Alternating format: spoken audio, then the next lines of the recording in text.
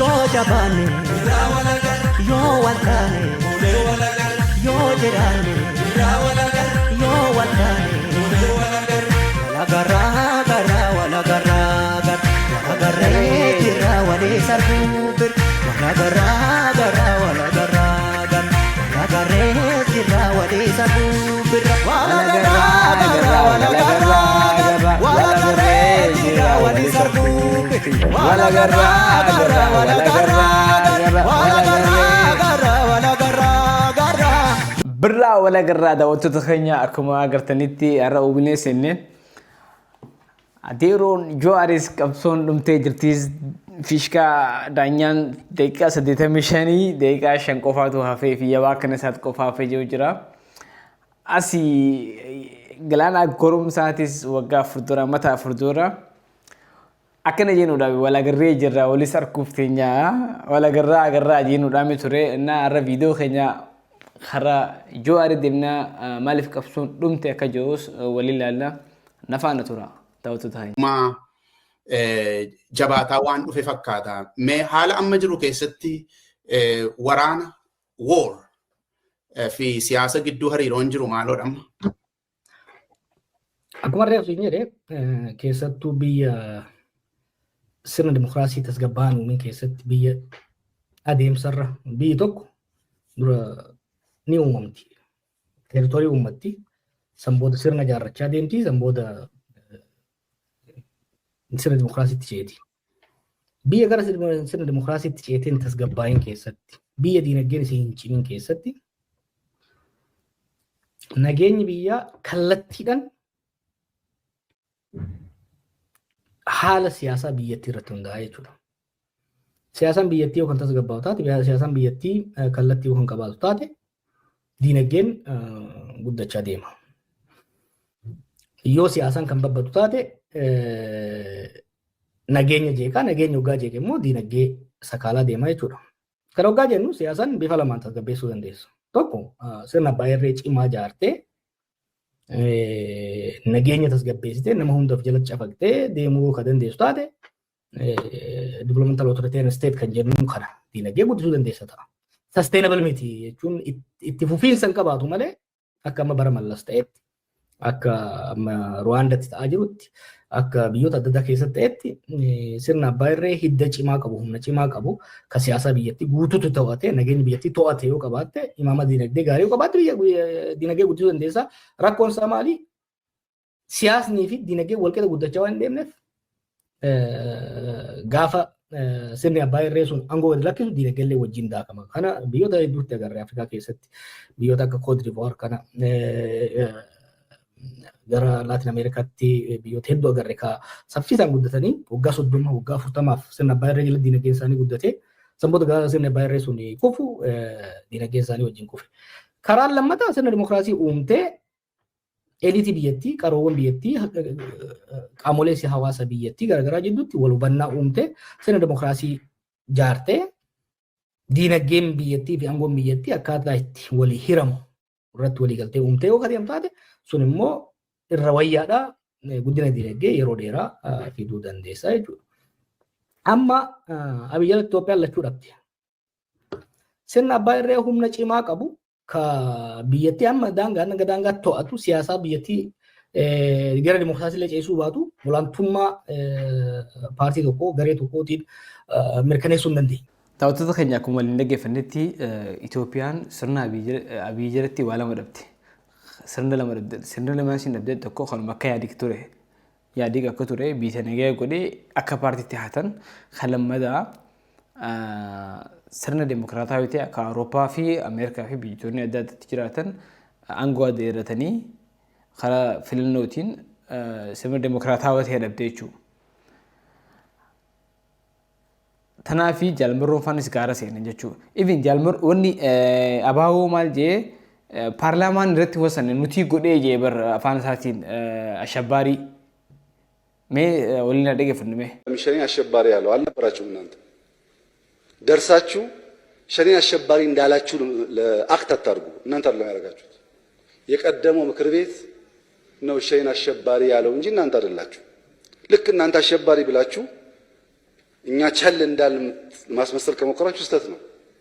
እናንተ ሳትመርጡን ሳትገቡ ነው ሸኔን አሸባሪ ያልነው። akkuma dhageessan shani nutitu ashabbaari jee yesuus ni jiraatinii jee paarlaamaa keessa taa'ee eenyu ka dubbatee muummicha biyyaa Dr. Abiy Ahmed akkana jee paarlaamaan irratti murteessine jechuudha. Kana fardoo yeroo abbootiin Oromoo fi manguddoonni Oromoo fi abbaa gadaa fa'aa Abiyyi waa'ee nagaa gaafatanii deebisaan isaa maal ture? Kanaas waliin ilaallume. Nasarraa amantaa isaarraa ka'eeti kan dubbii ilaalu. Akkasumaan nagaa naa fidaa misooma naa fidaa hin jedhu. Daawwattoota keenya ammas abbootii gadaa fi sheekonnii fi manguddoonni biyyaa yeroo dhaqanii waa'ee nagaa biyyaa gaafatan afaan waa'ee nagaa Oromiyaa gaafatan deebisaan isaa nagaa fi misooma gisee gaafatan misooma fi nageenyi hawwiin dhufuu jee deebisee fadhii fi hawwiin dhufu akkanuma lafaa kan nama gaafatan manaan jee garuu inni muummicha biyyaati malee hin irraanfatina baankis taankis harka qabu isaan malee hin irraanfatina ammas karaa jaarfaatiin nu faana tura. Itti deemaa turre humna guutuun gaafa deemne we will overwhelm them. He wanted to overwhelm us. We will overwhelm them. We know. Maaliif? Tokko beekumsaa qabna, muuxannoo isaa qabna, tarsiimoo isaa qabna. San caalaa hoo ummata inni ajjeesee, saamee, salphisee, xiqqeessee, madeesse. Ka'arra immoo waan nyaatu dhabee rakkataa jirutu dhugaa qaba. Dhugaa isaa sana himna. Miidiyaa keessatti waa afurtu jira. Message, messenger, medium and audience jennaan. Ergaa dabarsitu, abbicha ergaa dabarsu, mediumii takkaawu bakka ergaan sun dabru akka miidiyaa kana jechuun sadaffaa audience. Hojiin siyaasaa miidiyaan hojjetamu waan afran kana madaalchisee kan gaggeeffamu. Ergaan ati qabdu ummata kam ummanni maal dhaga'uu barbaada? Ummanni sun maal akka dubbattu akkamitti akka dubbattu barbaada kan jedhu tokko kana. Lammaffaa yoo eenyu itti dubbate irra dhagaya. Relatability of the messenger. Third, medium. Mediumii kami yoo gootedha.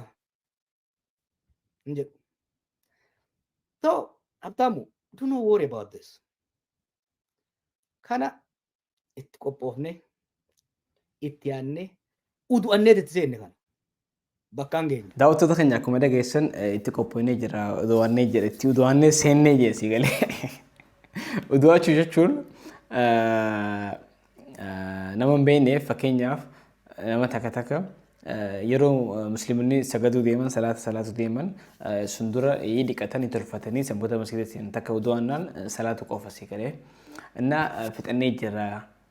Qabsoon waan sababaas siifee jira uummanni nama isaan tumee nama isaan cafaqee isaan ajjeesee gisee isaan dhufanii nagee gaafatan akkatti qalatu jiru kaan shanii jee maqaatti baasee akka inni godhu ture walumaan beekne Oromiyaa keessatti. Innaa tanaafuu tanaas ni jaa ammas mee maal faatti qopheetta maal faatti du'atta mee dhaggeeffanname ammas. Saddeettama tapha itti aanuuf qophoofna jechuudha. Taphni itti aanu biyya baraaru, biyya bashannansiisu, biyya ceesisuudha. Kan Profeesar Hedduu ka'e waa'ee miidiyaa maal kana kanallee isaan caalla bara. Geemii lama kana taphachuu haga ammaa isa tursiise tokko. Amma dura haaseen ture wantoota shanan Itoophiyaa keessatti dhufan keessaa PRization of politics and commercialization of politics lamaan san fayyadamuu barbaada. Amma maallaqa keessattuu naggaadota waggoota dabre kana maallaqa qabsiise duulchisaa irra maallaqa akka gad naqan gara social media kanatti. Commercialization fi PRization walitti makeet kan deemaa jiru. Remember akkani dhaabayeen waa'ee kanan dubbachaa ture. Biyya sanitti wantoota inni fide keessaa PRization, commercialization, anti-intellectualism, cruelty, normalization of cruelty. Ngarte? Kana akkatti reverse goonu itti qophoofneerra. Anti-intellectualism akkamitti irratti bahaa jirra. Maal godhaa ture beekta anti-intellectualism hayyoota salphisuuf xiqqeessuu bira dabreet ajandaan biyyattii ajandaa xixiqqoo waa'ee goommanaa, waa'ee mukaa, waa'ee maalii, waa'ee qalama dibuu kanatti hir'ise politikaa biyyattii. So what did we do and what are we doing? we uplifted the discourse, the political discourse to intellectual level. Bakka inni hiixatee dhaqqabuu hin dandeenye keenya jirra amma marii Itoophiyaadha. Siyaasa Itoophiyaa siyaasa sammuudha, siyaasa intellectual ta'e, siyaasa beekumsaan guutamu. Abiyyii fi warri torbaffaa caa keessaa yaa'e kuni hiixatanii dhiisi mansalaalaan dhaqqabuu hin dandeenye irra keenya jirra. Maaliifi duula hama aangoo mootummaa qabate beekumsaa fi hayyoota xiqqeessuu irratti itti milkaa'ee ture waggoota amma duraasa. Uummanni immoo laalee wallaalummaa fi doofummaan lolaa fi kufaatii qofa akka isa ga'e waan argeef uummanni amma hayyoota dhaggeeffataa jira. So we have lifted the game. Lammaffaa cruelty namoota akka malee ajjeesanii namni akka wal jibbu. Fakkeenya Wallaggatti Amaarri dhume jedhanii uummata boochisaa turan. Bakka adda addaatti kan hunda kan godhu sirnichi akka ta'e sababmoonni uummanni biyya sanii akka hubatu gochuun godhaa jirraa godhuu dandeenyee jirra. That's not going to work. Combination of the commercialization and PRization. That is hojii olola miidiyaa maallaqa walitti qaba. Olola illee miti bara. Distraction. Maallaqa itti naqanii warra faarsee bulaa jennuunii fi gosa lama milishaa miidiyaa kanaa fi faarsee bulaa kana waliin naqanii risoorsii guddaa ittiin deemaa jiran. We beat that one too. Daawwattoota keenya naxibii Jawaar Mohaammed keessaa tokko hayyoota xiqqeessuu irratti wanni ijoo abiyyeetti milkaa'uu dandeenye dilaamaa turuu dandeenye hayyoota xiqqeessuu poolitika Itoophiyaa fuudheeti qalama dibuu fi biqiltuu dhibuu fi bakka waa ifaa shiduu ifaa dirgimbilicii kana shiduu irratti deebisee jechuudha. Poolitika biyyaa guddaa sun fuudhee sistema biyyaa guddaa sun fuudhee fi sadaffaan uummatuma bakka tiktook kanaa fi miidiyaa kanarra ce'ee waan barcaa barbaadu kanarratti barcaatti gadhiisee bakka bitti teenya akkanaa deemaati bakka suni footoo kaa'aa jiranii. Innaa waan akkanaati innaa Jawaar anas lekkitti isin ibsee jira fi uummattoota biyyaa Amaaraatu akkana isin godhe Oromoo Wallaggaa keessatti ajjeesaniiti faannoo akkana isin godhe jedhanii faannoo ajjeesanii Amaara Oromootu akkana isin godhe Dabuubitti akkasitti kan hunda kan godhu ture ammoo uummanni hubatee jira nuti hubannee jira si galeen. Innaa kana ture kan ammoo ummata amansiisuu dandeenyee jira jira Jawaar ammoo nuti amannee jira si galee ammas namnichi akka waa takka hin beekne nama yuuni beekama. Naami maali qophootan Jawaar ammoo next maali haadha geeffannu kanas. Waan hojjetamuu qabu hojjennee itti qophoofneeti kan hojiitti seenne kanaafi dirree qofa osoo hin ta'in daree keessas akka jirru inside akka jirru beekuu qaba. Tapha kan jedhu taphni kun dhumateera baramma. It's 85 minutes or more. Tapha itti aanuuf qophaa'aa jirra. Mariin keenya inni guddaan wanni post Abiy discuss godhaa jirruu fi taphni kun waan dhumeef tapha itti aanu akka hin banneef. Tapha itti aanu akka hin banneef kan qophaa'aa jirru. Akkuma reefu Profeesar jedhe BBC baraaruuf bayyanafachiifuu fi ceesisuudhaaf. Taphni kana dhume isaanuu fixaniiru. Goolii meeqa ofirratti galchaniiru.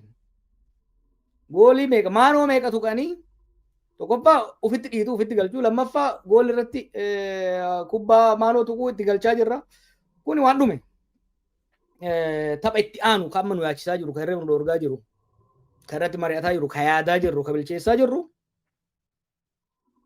caccabiinsa kufaatii miidhama biyyaa fi uummata sana isaan gahan akkamitti biyya san baraarraa uummata keenya akkamitti balaa hamaarraa balaarraa akkamitti bayyanachiifna akkamitti wal'aannaa reconstruction recovery reconciliation bal'aadha kan irratti mari'annee ammas dookumantiilee baay'ee qopheessaa jiru qopheessinees qabnaa jechuudha. Sambooda immoo akkamitti ceesifnee bilisummaa uummanni keenya hawwu dimokiraasii uummanni keenya hawwu nama fi filateef seera fi tumateen ittiin bulu san akkamitti ijaarra kan jedhudha. Nuti tapha amma dhumaa jiru irratti miti fookasiin keenya humna xiqqaadha parsantii 20 qofa gaheen keenya tapha kana injifannoo keenyaan xumuruudhaaf injifannoo uummataatiin xumuruudhaaf parsantii 20 qofa gaheen keenya kaan 50 balaan isaan agammaa uumaniyyuu fixeera 30 dongorrii fi of tuulummaa fi wallaalummaan abiyyuu kontribiuut nu godha.